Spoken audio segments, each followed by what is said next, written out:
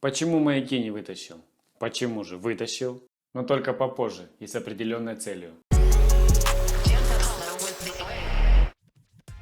Друзья, всем привет! С вами Станислав Лебецкий, это канал о ремонте и отделке. Продолжается подготовка стен перекладкой плитки, и почитав ваши комментарии по предыдущим роликам, таким как: почему маяки не удалил? Маяки в стене оставил, потому что потом плитка будет на стенах? Разве маяки не обязательно удалять? И так далее. Вот, собственно говоря, давайте с вами сегодня об этом и поговорим.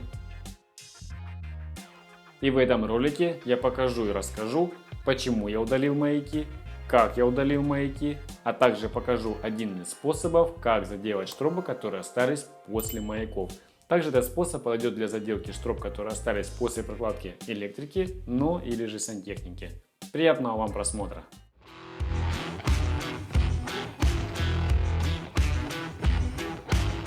Ну и первое, с чего бы я хотел начать, это со стяжки пола. Как только я пришел на этот объект, то сразу же в глаза мне бросилась идеальная стяжка с торчащими маяками и с нереальным количеством трещин по всему дому. Кто-то очень хорошо постарался. Но и даже не задумываясь, сразу же приступаем к демонтажу маяков. А позже я расскажу, почему стоит удалять маяки, а также почему маяк стремится вверх, а стяжка вниз. Погнали!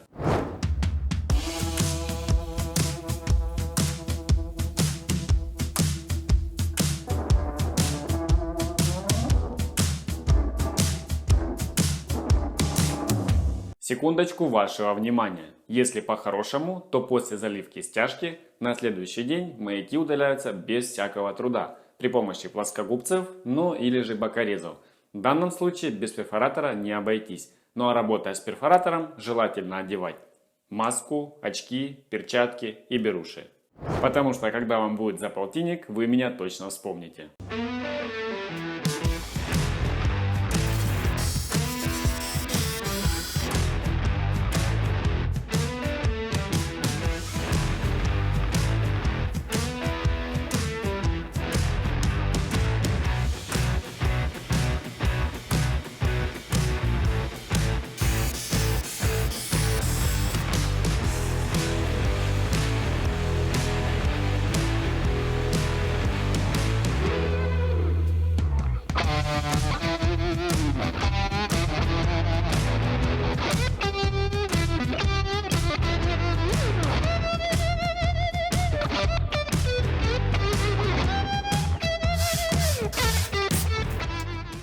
Ну а теперь необходимо не подмести, а все тщательно пропылесосить. Пылесос. Все тщательно пропылесосить, как углы, штробы, а также всю стяжку в общем.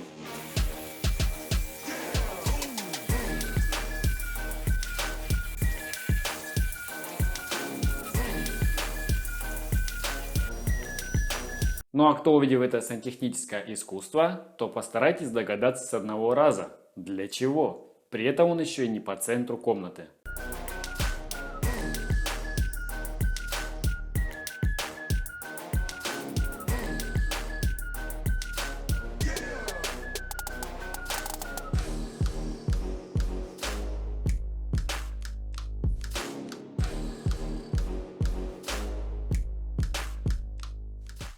После того, когда все пропылесосили, теперь штробы необходимо не увлажнить, а тщательно прогрунтовать грунтовкой глубокого проникновения.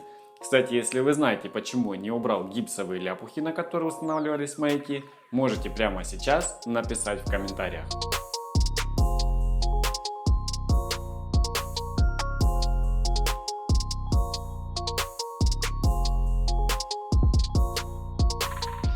Ну а пока сохнет грунтовка, вкратце расскажу и покажу, для чего же все-таки нужно удалять маяки и стяжки.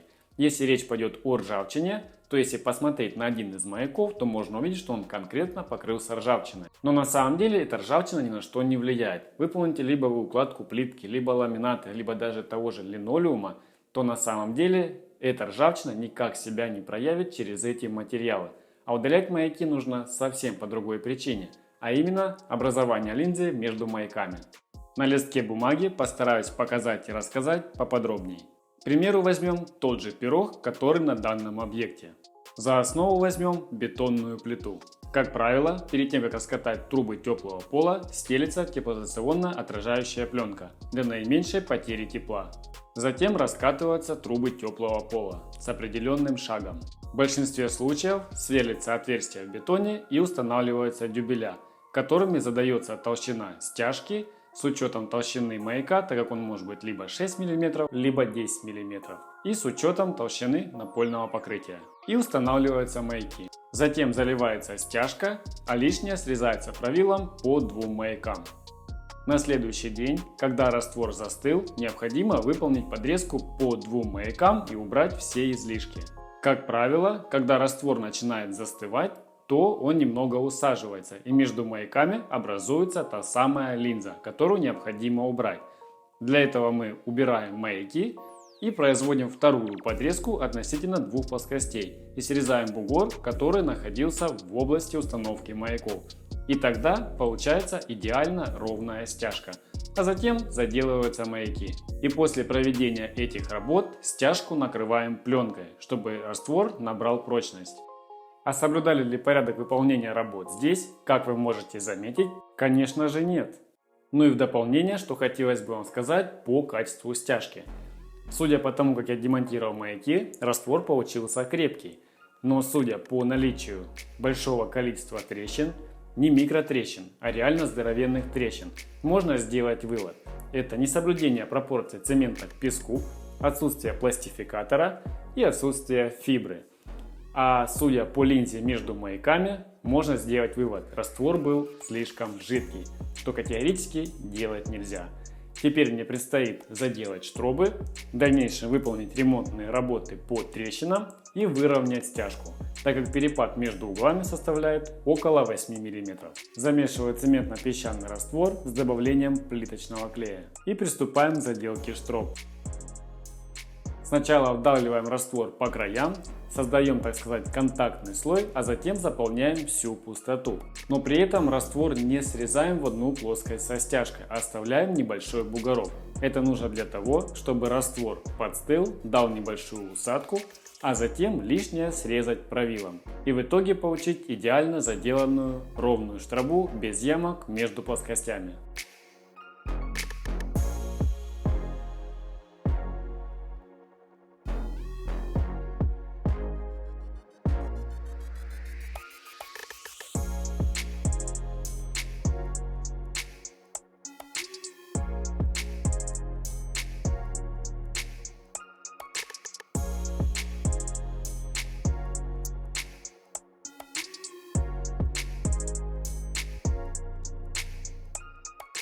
Когда раствор застыл, можно приступать к подрезке. В основном я подрезаю коротким правилом.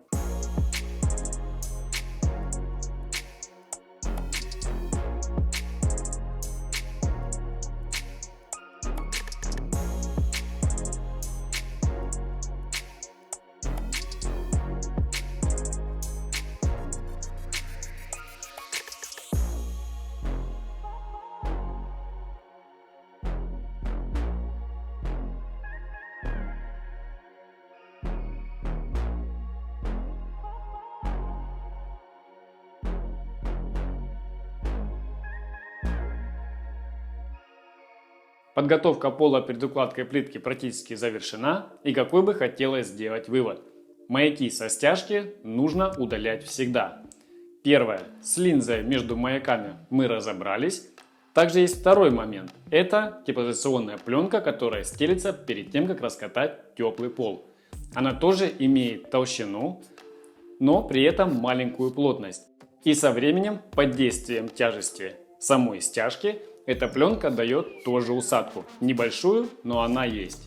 Теперь приступаем к стенам. В предыдущем ролике, который я выпустил 9 месяцев назад, где я выполнял штукатуривание стен цементно-песчаным раствором, да еще и хоппер-ковшом. Кстати, кто не видел этот ролик, обязательно посмотрите, ссылка будет в описании и в закрепленном комментарии, а также другие ролики по этому санузлу. И у меня появилась возможность выждать время и сделать небольшой эксперимент в течение полугода. Но эксперимент провалился, потому что я был в надежде по приезду на этот объект увидеть хоть какую-нибудь ржавчину и хоть какую-нибудь усадку раствора. но я этого не увидел. Поэтому теперь я с большим трудом демонтирую эти маяки и заделываю штробы. Но это еще не все. Самое интересное еще впереди.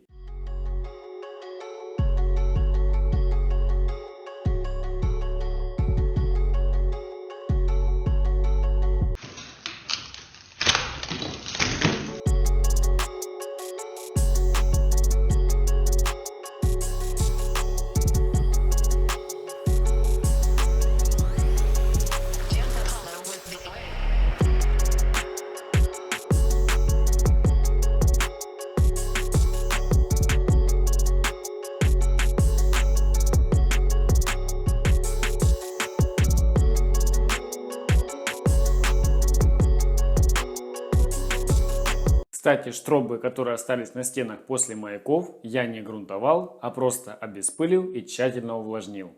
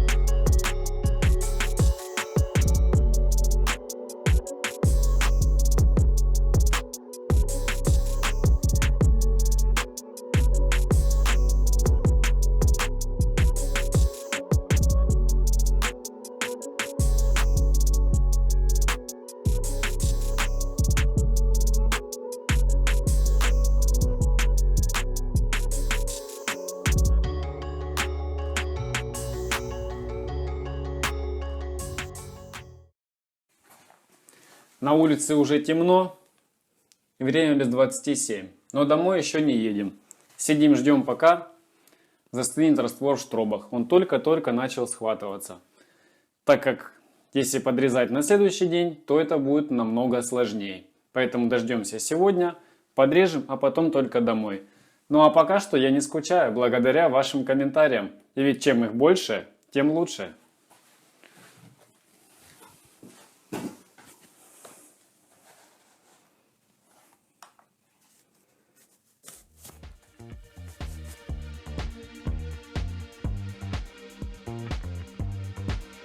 Just another sunny day in Southern California. It's where the people came to play. Don't let them transform you. Come and see what you've been missing on a little slice of heaven. It's the only place we're living. It's that West Coast point of view. Easy when it's always summertime for you and I. Every attitude. Who cares what the people think? It's been turning kinda gray in Southern California, but I'm allergic to the rain. What happened to euphoria? В итоге, после длительного ожидания и тщательной подрезки, получаем отличный результат.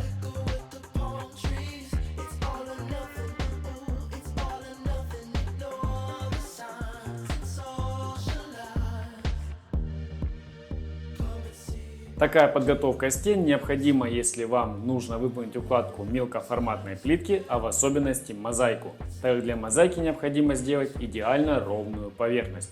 Ну и если также требуется дальнейшее шпаклевание, оклейка стен обоями, нанесение декоративных покрытий, но или же окраска.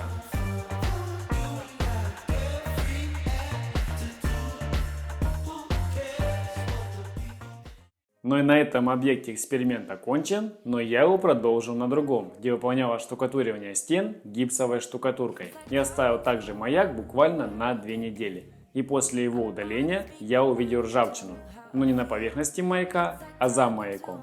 Теперь можно подвести итоги. Если в дальнейшем вы планируете окраску стен, либо оклейкой обоями, либо нанесение декоративного покрытия, то 100% стоит удалить маяки, так как через время ржавчина все равно появится. Ну а если вы в дальнейшем планируете укладку плитки среднего формата, то тут мнения разделяются на два типа. Тут как бы и можно удалять маяки, как бы можно и не удалять маяки. Но на самом деле были такие объекты, где выполнялась укладка плитки уже по готовым стенам, где маяки оставались на своих местах. И скажу так, по сегодняшний день с этой плиткой ничего не произошло. Но это не относится к мелкоформатной плитке, в том числе и мозаике. Поэтому выбор за вами. Если понравился ролик, то обязательно ставьте лайки и обязательно пишите комментарии. Но на этом я с вами долго не прощаюсь. Увидимся в следующем ролике.